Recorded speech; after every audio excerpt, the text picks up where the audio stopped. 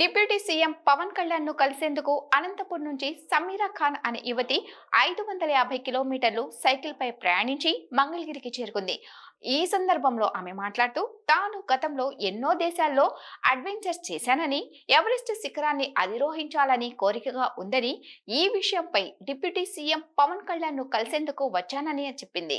కాగా పవన్ అందుబాటులో లేరని, వచ్చాక సమాచారాన్ని ఇస్తామని ఆమెకు చెప్పినట్లు తెలిపింది. నేను సమీరా ఖాన్ మౌంటైనీర్ అని అంటారు.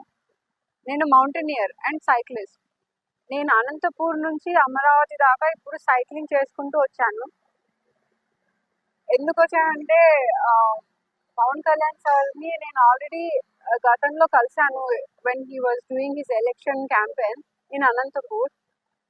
సో నేను అప్పుడు కలిసినప్పుడు he kind of really appreciated my efforts towards being passionate on cycling and mountaineering.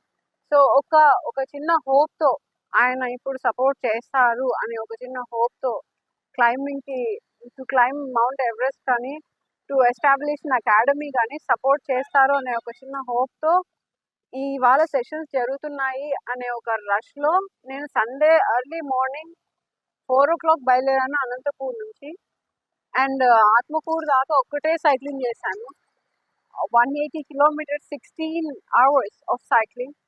ఆ తర్వాత అక్కడ హాల్ట్ చేసి దోర్నాల దాకా కవర్ చేశాను ఫారెస్ట్లో. చాలా ఇబ్బంది అయింది, రోడ్ అస్సలు బాగాలేదు.